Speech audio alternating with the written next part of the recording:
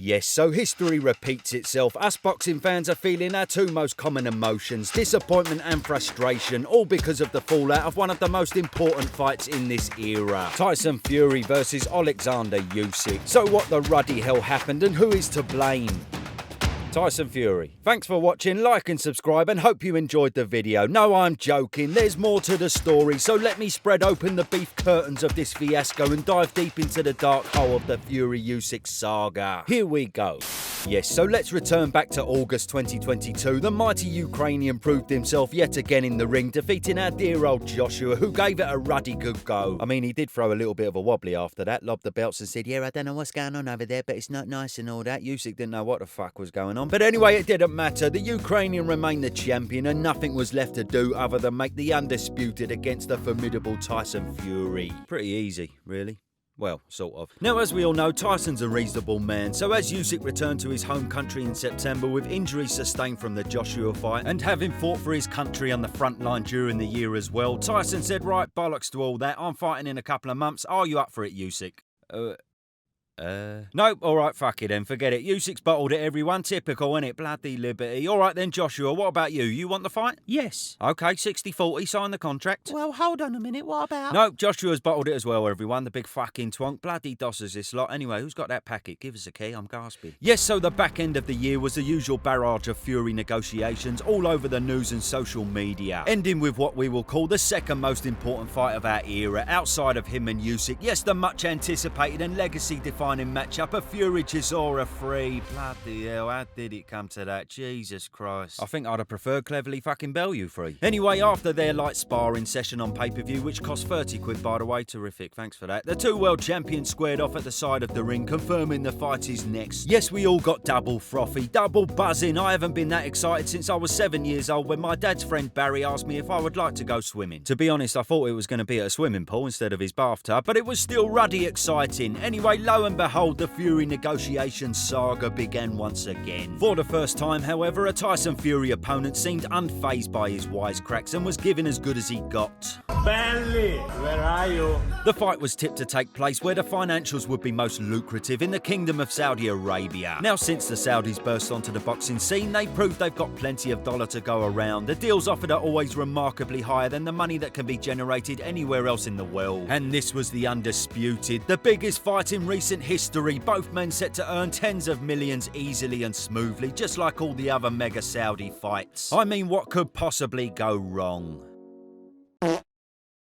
Nope, they managed to fuck that up as well. So the Saudi fight went down the shitter. Frank said it was due to the stadium not being able to be built in time. However, some people might say it was more due to the fact that Fury was offered a purse for the fight that was less than both Usyk and Joshua's purse in their Saudi rematch. And he basically wanted an absolute bollock load more because of his ego.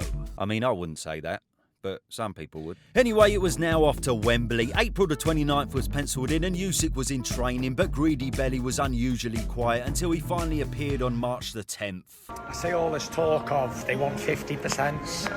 Usyk, you and your team are worth 30%. You either take it or you leave it. The boxing world felt it was a relatively unfair move by the Gypsy King, but to our surprise, Usyk accepted. Greedy Belly, I accept your offer. 70-30, split the fight with you on April 29th. At Wembley. So there it was. We all said, bloody hell, this is actually happening, bruv. Fury's got his way and Usyk's taking less money. Wembley, here we come. Cool, Pablo, get a bit of trumpet organised for April the 29th. We're getting bang on it. But then, things took a turn and started to get a bit sticky. Usyk's people are talking about rematch clauses and all that bollocks. How about there is no fucking rematch clause? Agree to that, you bitch. Yes, the fateful rematch was all of a sudden becoming a problem. Fury put the rematch in originally, but now wanted no rematch. But Usyk and his team allegedly wanted a 70-30 split in their favour should they win the undisputed, since they were clearly getting shafted first time round. The negotiations were still ongoing with only 6 weeks to go. However, Fury was finally in camp, even though his trainer was...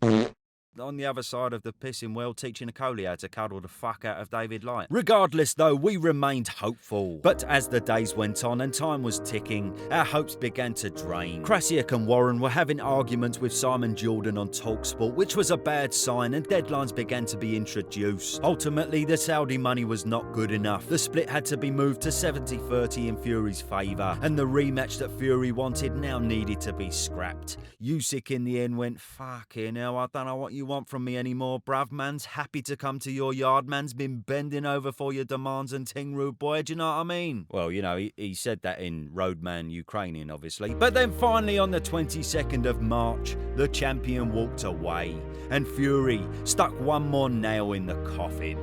Usyk, you little shithouse. Always know, pussy, that you was never man enough to tangle with the Gypsy King. You proper little shitbag, bog-eyed, gappy-teethed, ugly little rat bastard. You little ugly bastard. Yeah, he's got such a lovely way with words, hasn't he? Well, it was all over. A dagger to the hearts of boxing fans. So what do we make of this tragic downfall? The collapse of the highly anticipated Undisputed. Well, if there's one thing for certain, Fury has lost a lot of fans, and the consensus among most boxing fans is that he is fully to blame. Usyk has a track record of fighting all over the world and a reputation of being easy to deal with. Yet Fury of late always seems to make the big fights as difficult as possible, leading most people to label the reason for this collapse being a good old-fashioned duck from Mr. Fury. But just hold on a cotton-picking minute. Is it really a duck? Let's discuss. Personally, I feel there's no way an out-of-shape and rusty fighter would have the balls to take on Deontay Wilder, one of the hardest punchers in decades, and yet be scared to face a man much smaller in height and stature who possesses far less power. So for me, Fury is in no way scared of Usyk.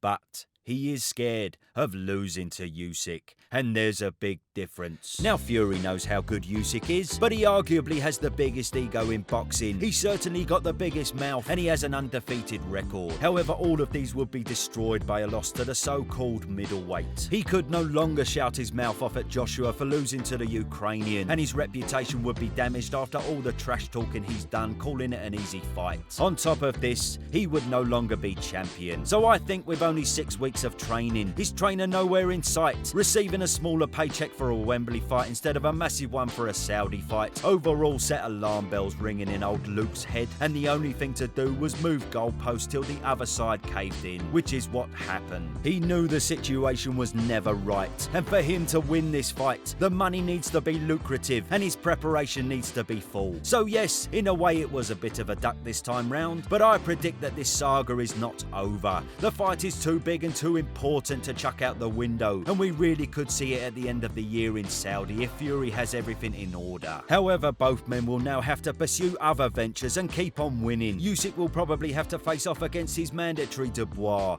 I don't think we've got to worry about that one too much, no offence Dubois, but Fury will have to face off against the likes of the juggernaut Joe Joyce, or possibly even Joshua, and these men pose a massive threat, especially the juggernaut. Just look at his face, don't you just fucking love him? Up the juggernaut. Sorry, I am totally impartial on this channel, I promise. Nah, fuck it, bring home them belts, Joseph. Barsh, we need to work on his trash talk though, because you know how good Fury is at that.